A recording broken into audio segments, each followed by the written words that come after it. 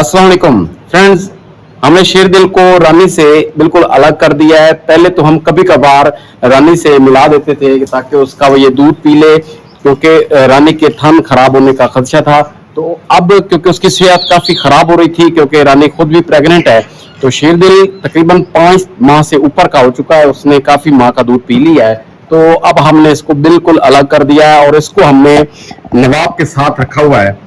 नवाब और शेरदिल एक ही सेल में रहते हैं इकट्ठे।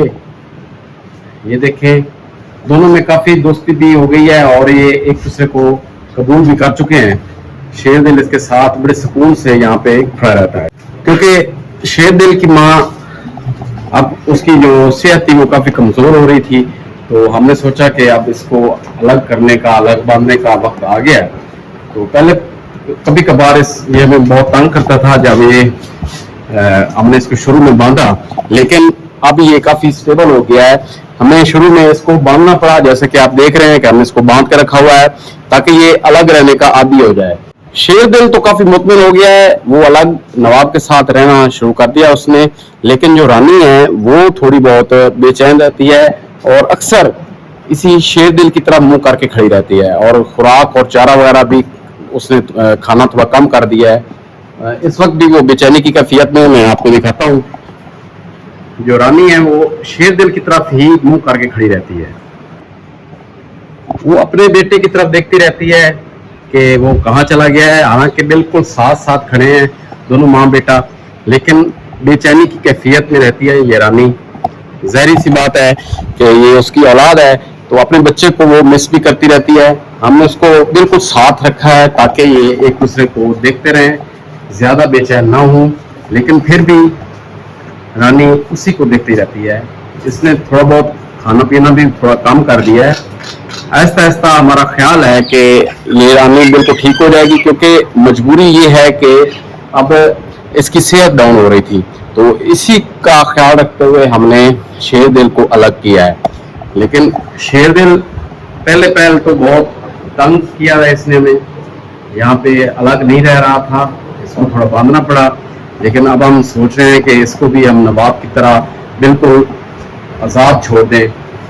1-2 दिन के बाद जब ये स्टेबल हो जाएगा तो हम इसको अलग छोड़ देंगे। बाकी तो माशाल्लाह जो हीर है वो भी बड़े पुरसुकून अंदाज में अंदर बाहर जा सकती है, आज़ादाना घूम रही है। अनमोल भी दोपहर का वक्त हो या रात का वक्त हो, हमने इनको कोई पाबंदी इन पे नहीं रखी, ये फ्रीली घूम सकते हैं। रानी थोड़ी बेचैनी महसूस करा रही है, लेकिन मजबूरी है कि शेरदिल इसके बच्चे को अलग करना पड़ा। हमें भी इस बात का अफसोस है, लेकिन क्या करें, क्योंकि इसका नया बच्चा, बेटा या बेटी आने वाले हैं, तो उन्हीं का ख्याल करते हुए हमने ये काम किया है कि इसके बच्चे को अलग किया जाए। हीर भी अब माशाल्लाह बड़ी घोड़ी बन गई है।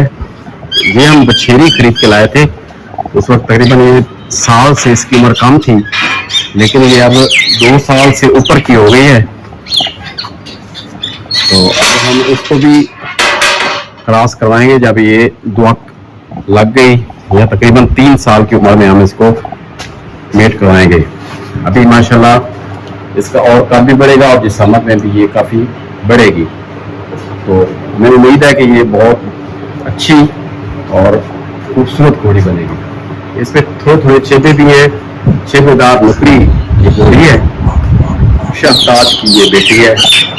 अनमोल माशाल्लाह प्रेग्नेंट है, तकरीबन ये 5 माह 5.5 माह की इसकी प्रेगनेंसी चल रही है। ये गुलाम बहलोल दुबाड़े वाला जो जिला सियाल का मशहूर ब्रीडर घोड़ा है, उससे प्रेग्नेंट है। और रानी ये 4.5-5 माह की प्रेग्नेंट है, और ये मशहूर टीएम फार्म वाले सोनी वाले घोड़े का जो बच्चा है शहजादा, और इस वक्त जिला सियाल के पास मौजूद है, उससे ये प्रेग्नेंट है। जी व्यूअर्स, तो आपका क्या ख्याल है कि हमने ये काम ठीक किया? क्योंकि मजबूरी ये है कि रानी प्रेग्नेंट है और इसकी सेहत पे असर पड़ रहा था, कमजोर पड़ रही थी, क्योंकि इसमें एक और बच्चा पैदा है। तो उसका ख्याल रखते हुए हमने इसके जो बेटा है शेरदिल, उसको अलग किया है। ताकि ये अपनी सेहत बरकरार रख सके, अपने नए बेटे को अच्छी तरह पाल सके। तो इसलिए हमने इसके जो पहला शेर दिला है बेटा, उसको अलग नवाब के साथ बांधा है। तो आपको हमारा ये फैसला, ये एक्शन कैसा लगा, आप मुझे कमेंट करके बता सकते हैं। जी व्यूअर्स, तो ये अपडेट मैंने आपको इस व्लॉग में देनी थी। तो मिलता हूँ नए व्लॉग में, तब तक अल्लाह हाफिज।